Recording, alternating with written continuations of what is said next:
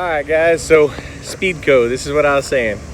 I'm actually due for my changes, so there's the beast sitting in there waiting to get worked on. Like I said, usually it only takes me about an hour. I pulled right in when I got here, nobody waiting, so we'll see what happens. But it's the easy way to do it, guys. In and out. Alright, here we go.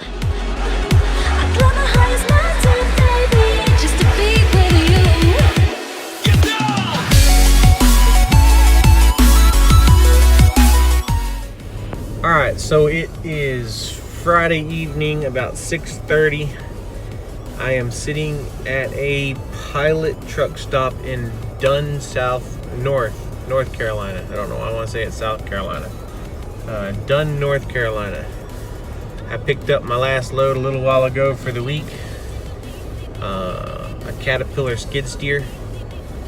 Can't deliver that till Monday, so it's only about a 400-mile trip, 500-mile trip, something like that. So I went ahead and shut down, and good time to do another video. So my next popular question is maintenance. So let's talk about maintenance for a few minutes. I'm gonna try to keep this one short. It's probably gonna be the only topic. But yeah, here we go. So maintenance. The biggest question is, do I do my own maintenance? And that's a tricky question. So if I'm on the road, which you guys have probably noticed now that I stay on the road an awful lot. Last year my wife was with me. We were on the road for the entire year. Now she's down in Florida visiting family and taking some time off. I'm staying out here for a while to try to get ahead on the bills and all that kind of stuff. Everybody's in debt, so you know how that is. So trying to get ahead. But if I'm on the road, no, I don't do maintenance. It's easier for me just to find a quick lube, a truck quick lube, really, because of my truck as well. So being since my truck is a custom conversion, I kind of call it truck purgatory, because if I try to go to some smaller quick lubes, mom and pop places or whatever, my truck's too big for them to work on. And if I try to go to, say, a TA or a Petro or even some large truck shops, they say my truck's too small to work on. So it takes a little while to find a good mechanic to do my maintenance and stuff. So my go-to is Speedco's. And I'm probably going to get criticized right away for saying that. Speedco and its money dollar signs, everybody's, man, that's expensive. You're right, it is.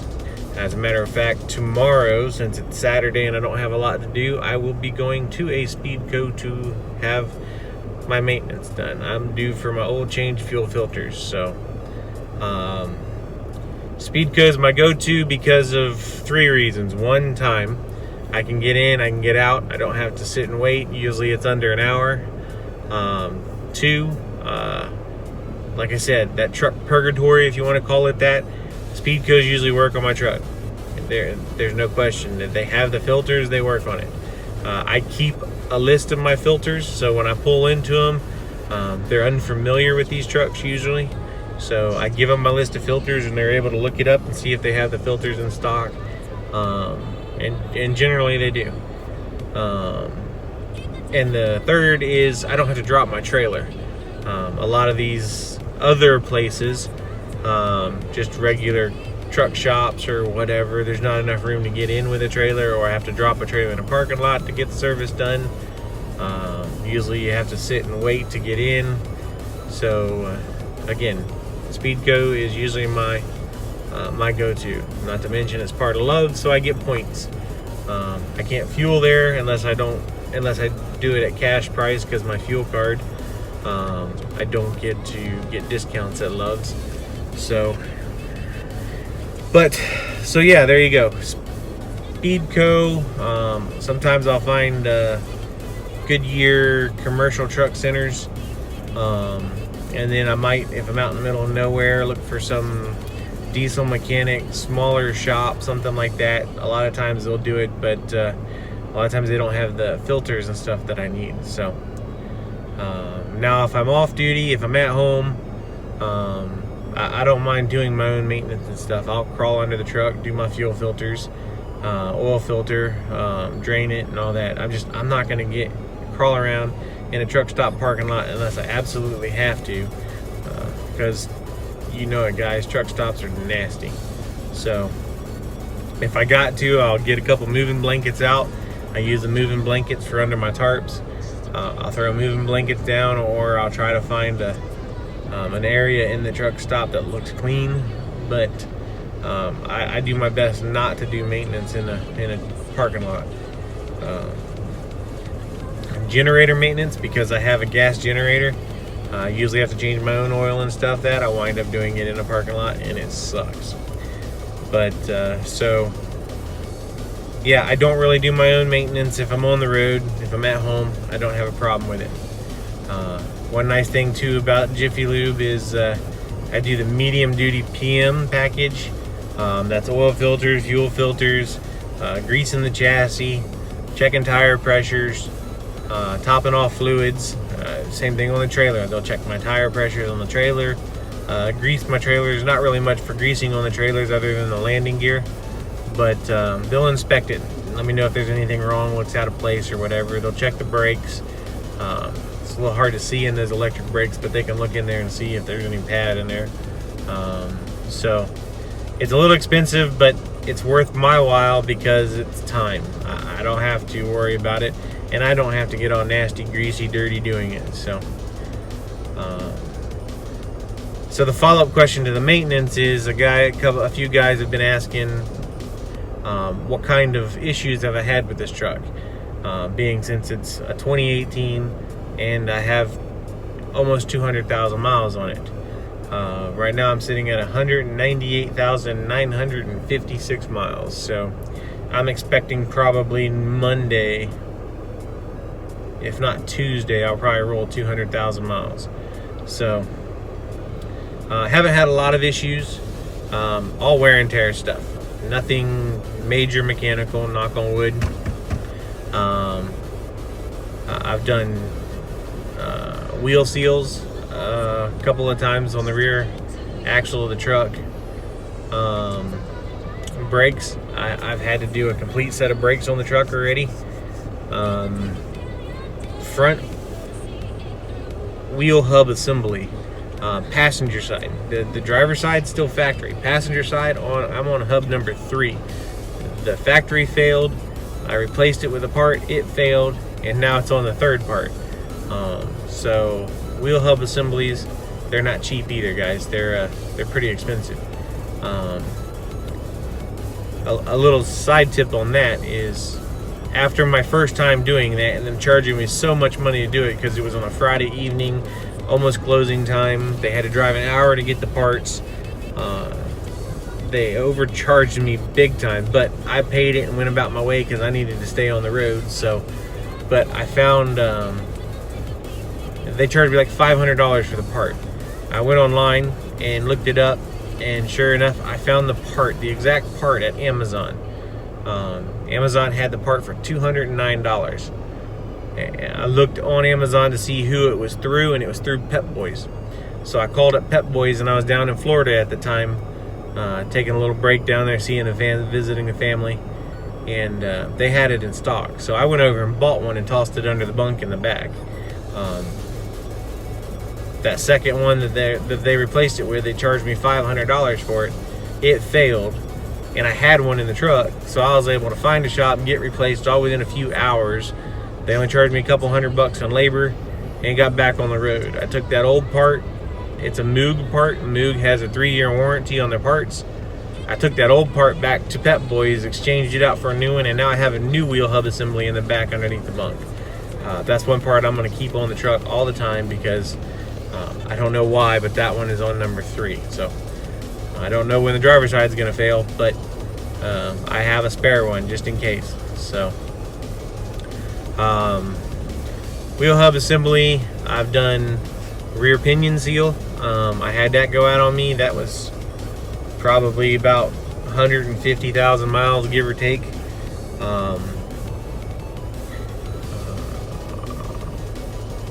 when they extended my truck, I have a third drive line under my truck.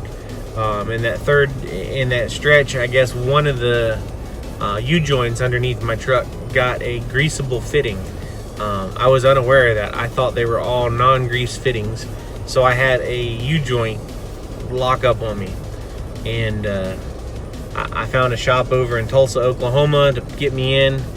They pulled the drive line out, replaced all the U-joints with greasable U-joints, and rebalanced my drive line and put it back up underneath the truck, and I haven't had a problem with it since. So now, along with my oil change, fuel filters, and all that, I make sure my drive line gets greased. So I had a U-joint go out. Fan clutch. I had a fan clutch go out. Same thing, guys. Expensive. This is one of them electronic fan clutches. They're like $400, and my truck's a 2018, so when I had that go out, I don't know about now, today, but when I had that go out a few months ago, it wasn't available aftermarket. I had to buy it through the dealer.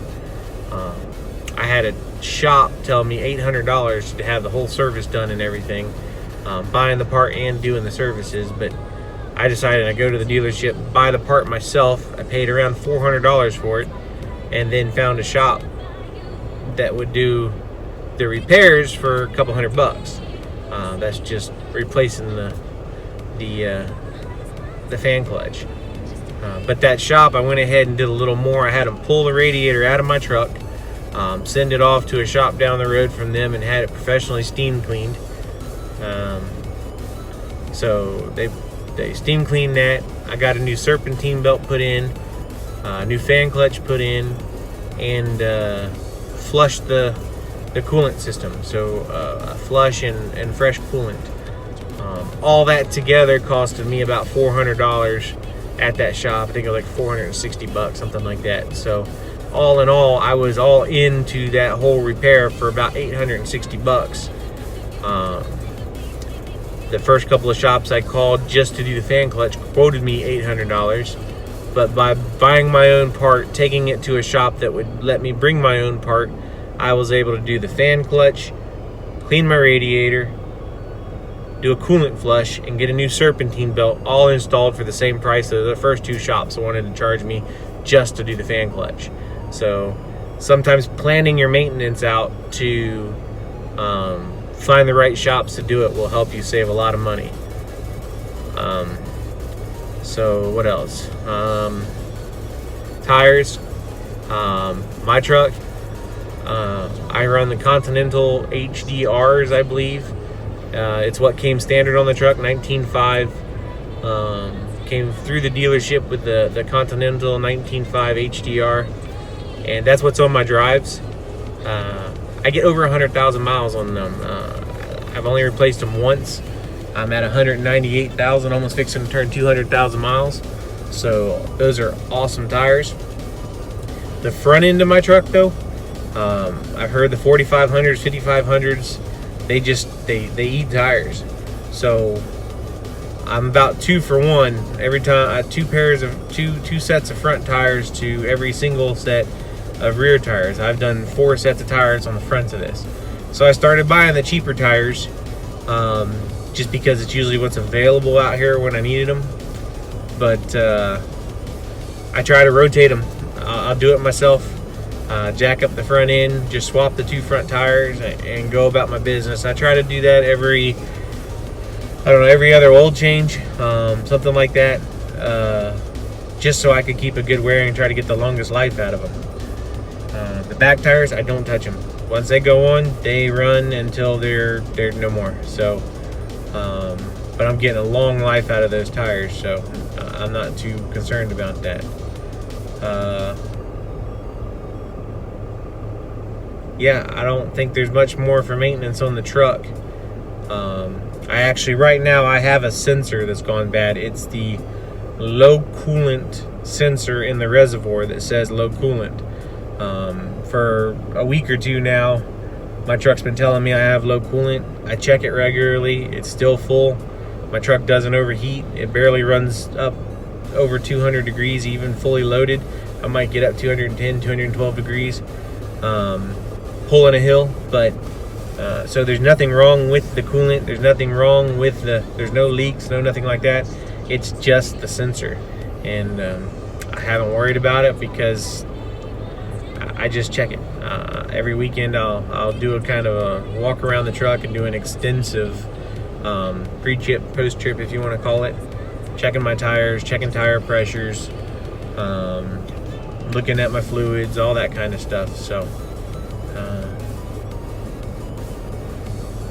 yeah, I think that's all the maintenance on the truck. My generator, I've done a little bit more maintenance on the generator. I've had to replace the starter. I've had to replace, I replaced the starter solenoid because it was so rusted and corroded that I couldn't even get the bolts off without breaking them. So I replaced that. I had to rebuild the carburetor. It gummed up or something. It actually was smoking. Actually, the sending wires out of the bottom of it. I don't really know much about it, but they started smoking. So I had to replace that. I've done air filters, a fuel filter, a few spark plugs, that kind of stuff on it, just normal wear and tear. The generator, they recommend every 150 hours do an oil change. Every 450 hours is where it gets more. You got to do a valve job, valve lash. They want you to change your fuel filters, air filters, spark plug, all that at every 450 hours. So that's why I built the screens for my windows to keep the bugs out. I try to put the windows down at night and use a couple of fans, and it's pretty comfortable in here when I do that. Got a good airflow, the back window open, the side window's open. I don't have to get a lot of hours on that generator. So somebody asked me about the hours on my generator. I don't have a clue. When I bought the truck, it's one of the things that Buster, we didn't put on the truck, and that wasn't on Buster, but it's nothing I thought about. I didn't ask for it, but I didn't put an hour meter on the generator. I assumed it came with one, but it didn't. Buster had quit putting them on there because guys have griped about the noise that they make as they're ticking when the generator's running. So he quit putting them on there. But so the first 6 months, 8 months, I didn't have a hour meter on it. I don't know. I'm guessing I probably put about 1,000 hours on it in the first year. I put an aftermarket hour meter on it when I had a major breakdown, which is what caused all the issues with a lot of the repairs. Buster took care of it because we couldn't figure out how many hours were on it. It was still under warranty, so there was only small costs. Again, Buster took care of it. We put an aftermarket meter on it, and that lasted me to about, I don't know, 600-700 hours on it. So if I had to guess, I'm probably somewhere around 1,800 to 2,000 hours on my generator. But that aftermarket one wasn't designed for outside in the elements, and it failed too. So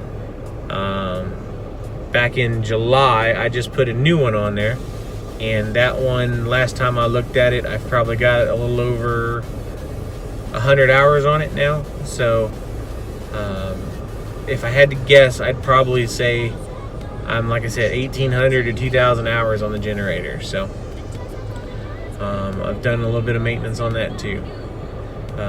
Now my trailer, I've done 2 or 3 brake jobs on it.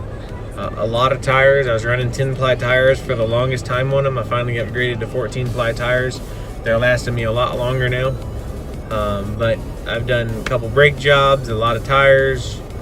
I actually had to have the alignment done on the trailer once because it was starting to wear. I had a loose U-bolt on the axle or whatever. It came loose or whatever, so axle twisted a little bit. But yeah, that kind of covers the maintenance on that. Now I've customized some things on the trailer. I added a luggage rack on top. I had my guy in Montana, my welder up there, fabricate me a bracket on the trailer to hold the spare tire from my truck. I put a cross member underneath the neck with the supports that are already there so I could stand my tires up. give me a little more room up there to have that luggage rack up there. He built me a toolbox up on top of the neck. That was just a cheap box that I threw up there. It didn't last but I don't know, year and a half or so, and it finally fell apart. So I got rid of the box, and now I have just a platform for my tarps. That actually works out better than the toolbox did, because I didn't use the toolbox as much as I thought I was going to. So yeah, that kind of covers the trailer. So guys, I'm about 20 minutes into this one already, so I'm gonna go ahead and end it. But that's the maintenance for my truck and trailer. That's how I handle it. That's what I do. If you guys have any specific questions on the maintenance, leave them in the comments below. I will answer them. I'll get back to you. Yeah, I can't really think of anything else for this one, so I'm gonna leave it at that, and we'll see you on the next one. Here we go.